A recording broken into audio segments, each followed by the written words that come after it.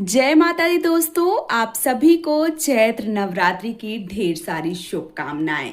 चैत्र नवरात्रि का आगमन होने वाला है और ऐसे में सबसे बड़ी जो दुविधा होती है वो होती है घट स्थापना, चौकी स्थापना या यूं कहूं कि कलश स्थापना, जवारे बोना।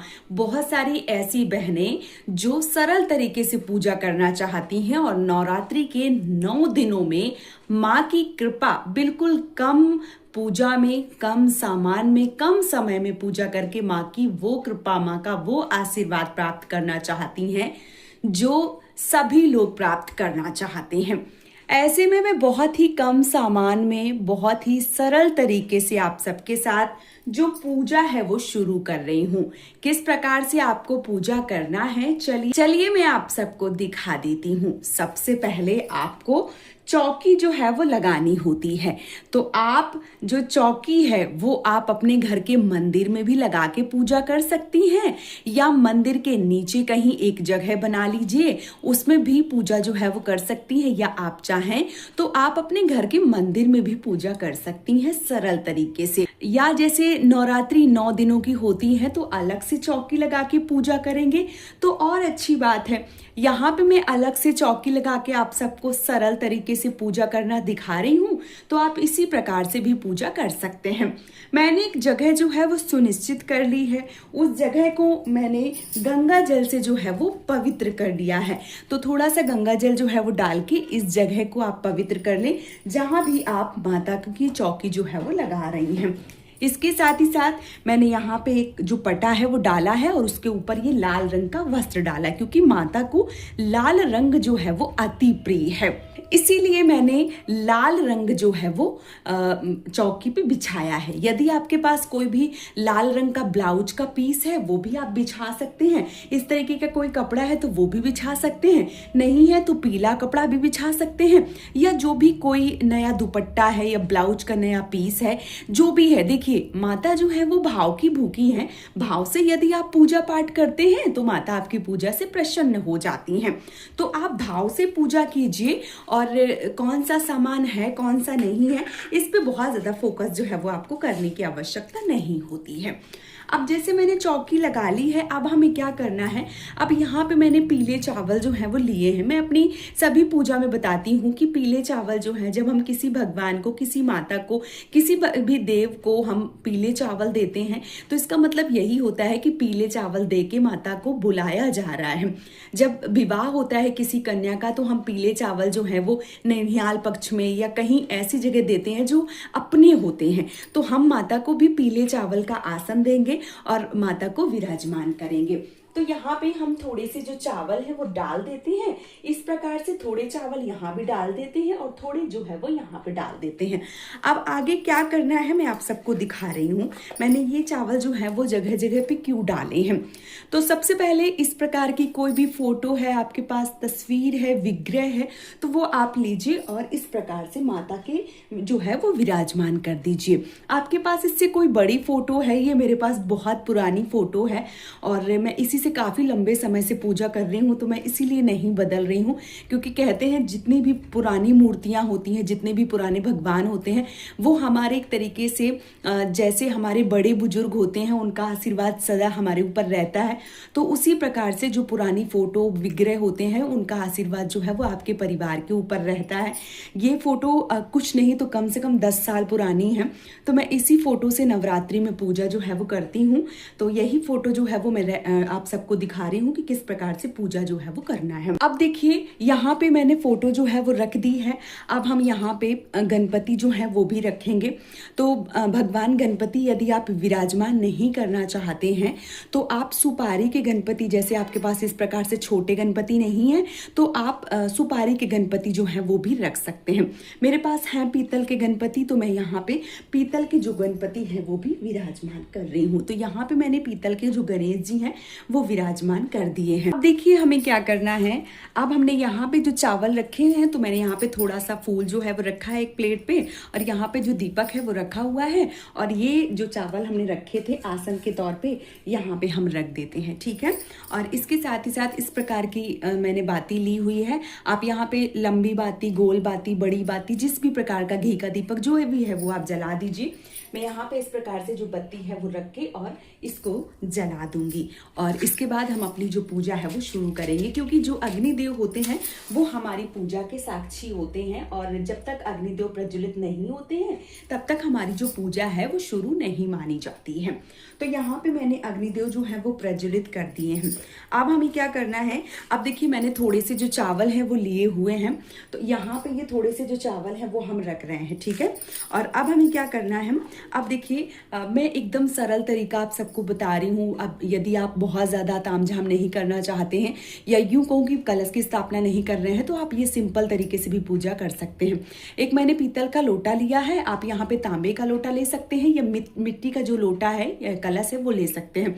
यहाँ पे पीतल का एक लोटा लिया मैंने, उसको मैंने कंठ तक जो जल है वो भर दिया है, और अब हम यहाँ पे इसको रख रहे हैं। इसके साथ ही साथ अब हमें क्या करना है, ये ली है हमने मौली, और मौली जो है वो हम कंठ में इस प्रकार से बांध देंगे, ठीक है।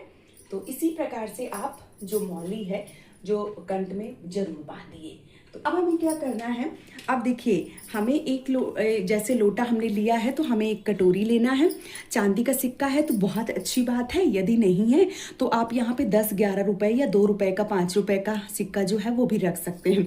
एक हल्दी की गांठ ली हुई है, चावल लिए हुए हैं, और ये मैंने चांदी का सिक्का रखा है, और ये जो है वो मैं इसी के ऊपर रख दे रही हूँ।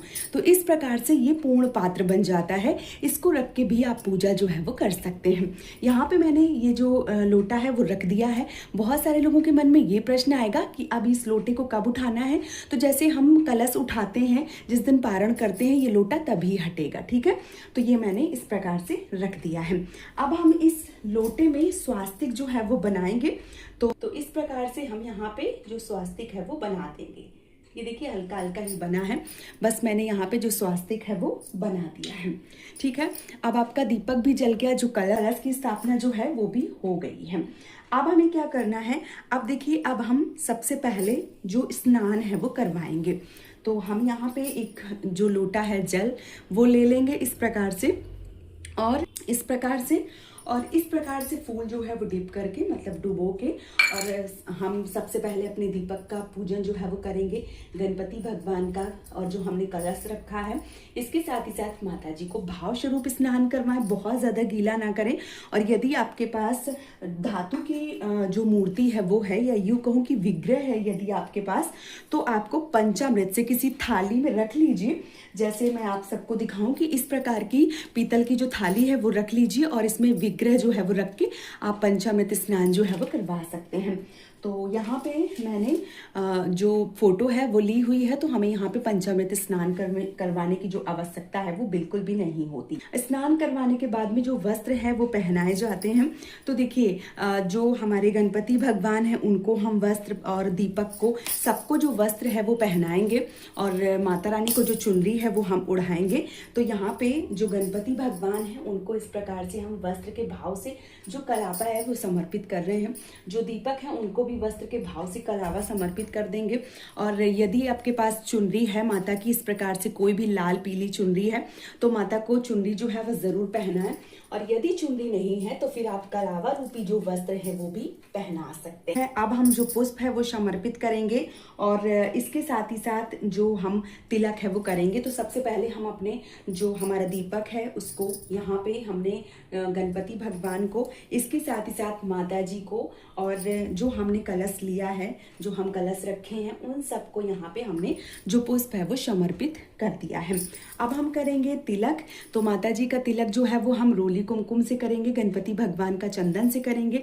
तो यहाँ पे हमने गणपति भगवान का जो तिलक है वो कर दिया है। इसके साथ ही साथ हम अपने दीपक का जो पूजन है यानी दीपक का जो तिलक है वो भी कर देते हैं। और माता जी को जो है वो हम इस प्रकार से रोली कुमकुम से जो तिलक है वो कर देते हैं। यहाँ पे नीचे आप देख सकते हैं ये वैष्णो माता के जो माता के 3 स्वरूप हैं वो भी नीचे हैं, तो उनका भी जो तिलक है वो हम कर देंगे। तो यहाँ पे हमने तिलक जो है वो कर दिया है। इसके साथ ही साथ अच्छत जो है वो हम चढ़ाएंगे। तो इस प्रकार से हमने जो अच्छत है वो भी चढ़ा देना है। तो हमने अच्छत जो है वो भी माता को इस प्रकार से समर्पित कर दिया है। बतासे का भोग, यदि आपको बतासे मिल जाते हैं और सब जगह मिल जाते हैं बहुत आसानी से, नहीं मिलते हैं तो आप घर पे भी बहुत सरल तरीके से बना सकते हैं।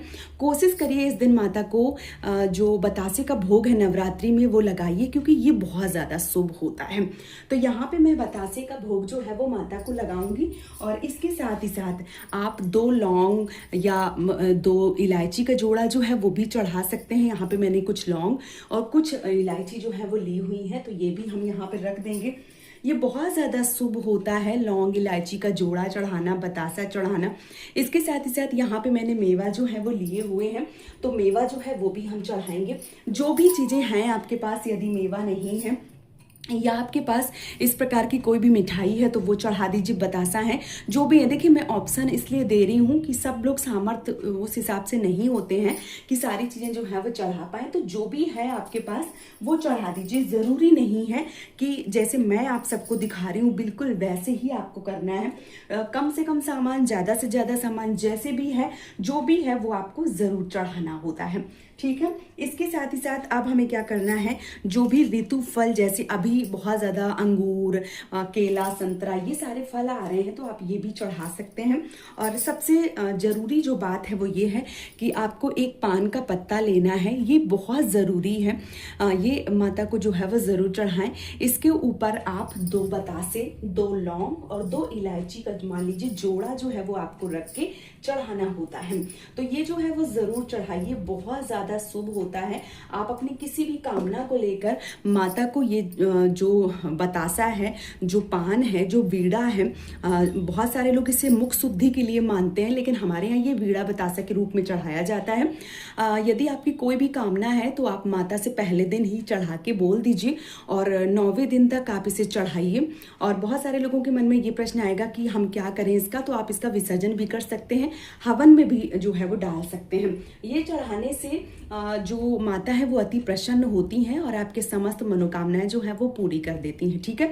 लेकिन कोशिश करिए जब भी आप जो पान है वो चढ़ाएं तो इसका डंठल जो है वो हमेशा हटा दें, क्योंकि डंठल जो है वो नहीं चढ़ाया जाता है। तो यहाँ पे मैंने डंठल जो है वो निकाल दिया है और इस प्रकार से हम ये माता को जो भोग है वो समर्पित कर देंगे। तो ये चीज़ें जो है वो माता को चढ़ाई जाती हैं। और इसके साथ ही साथ जैसे हम भोग लगाते हैं तो हम जल जो है वो ज़रूर रखते हैं। तो यहाँ पे 1 लोटा जल जो है वो हमने रख दिया है। इसके साथ ही साथ जो दक्षिणा होती है पहले दिन, आखिरी दिन, जब भी आप चढ़ाना चाहें ये दक्षिणा जो है वो ज़रूर चढ़ाइए। तो मैंने यहाँ पे कुछ दक्षिणा के पैसे जो हैं वो भी चढ़ा दिए हैं।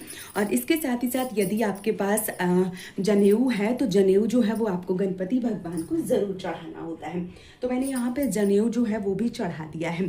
अब देखिए सिंगार की जो चीज़ें होती हैं वो माता को या तो पहले दिन या 9वें दिन, अष्टमी वाले दिन या किसी भी दिन नवरात्रि में चढ़ाया जाता है। ये सुहाग का सामान होता है, तो ये आप माता को जरूर चढ़ाएं। जो भी सुहागन महिलाएं हैं वो माता को सुहाग का सामान जो है वो जरूर चढ़ाएं। तो यहाँ पे मैंने सुहाग का सामान जो है वो भी चढ़ा दिया है। इसके साथ ही साथ देखिए नवरात्रि में बहुत सारे लोग दुर्गा सप्तशती का पाठ करते हैं, दुर्गा चालीसा का पाठ करते हैं, या बहुत सारे लोग रामायण का पाठ करते हैं। देख लीजिए आपको कौन सा सरल लगता है, या यूं कहूँ कि कैसा आपके पास टाइम है उस प्रकार से आप पढ़ सकते हैं। तो इसी समय आपको पढ़ना होता है, और यदि आपके पास टाइम नहीं है तो कोई बात नहीं है, जितना आपसे बन पड़ता है उतना आपको जरूर करना चाहिए। तो इसी समय अब आप जो दुर्गा सप्तशती का, दुर्गा चालीसा का या रामायण का जो पाठ है वो कर सकते हैं। अब इसके बाद आपको क्या करना होता है, देखिए हवन जो है वो नवरात्रि में बहुत ज़्यादा ज़रूरी होता है। हवन यदि हम करते हैं तो घर में पॉजिटिविटी आती है, घर की नकारात्मक जो शक्तियाँ होती हैं वो समाप्त हो जाती हैं, और घर का जो माहौल है वो बहुत ज़्यादा खुशनुमा हो जाता है। इसलिए हवन जो है वो ज़रूर करें।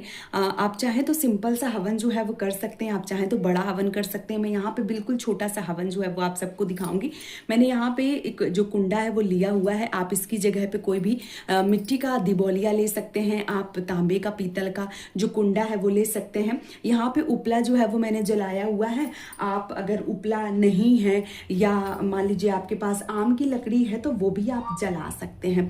ठीक है, तो मैंने यहाँ पे उपला जो है वो लिया हुआ है और उपले में ही जो हवन है वो हम करेंगे। तो कैसे करेंगे चलिए देख लेते हैं। यहाँ पे उपला जो है उपले में डाल दीजिए कपूर, और यदि आम की लकड़ी है तो आम की लकड़ी में कपूर डाल दीजिए, जलने लगेगा।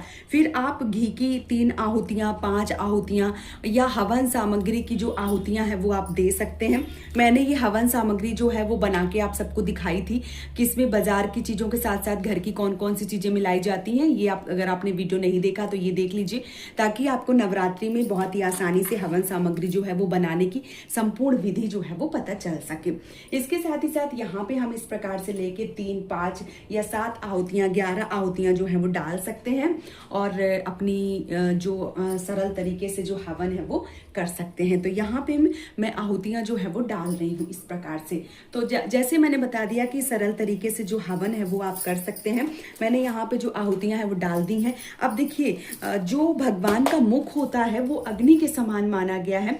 यदि हम अग्नि में कोई सामान चढ़ाते हैं तो वो भगवान के समक्ष पहुंचता है। तो जो भी आपने चीजें ली हुई हैं, जैसे मान लीजिए आपने मेवा लिया है या आपने मिठाई ली है, उन सबको तोड़ के भी आप जो भोग है वो डाल सकते हैं। ठीक है, और इसके साथ ही साथ आप लौंग, 2 लौंग जो है वो ले लीजिए और सिंदूर जो है वो लेके और 2 लौंग का जोड़ा जो है वो भी आप अग्नि में डाल सकते हैं।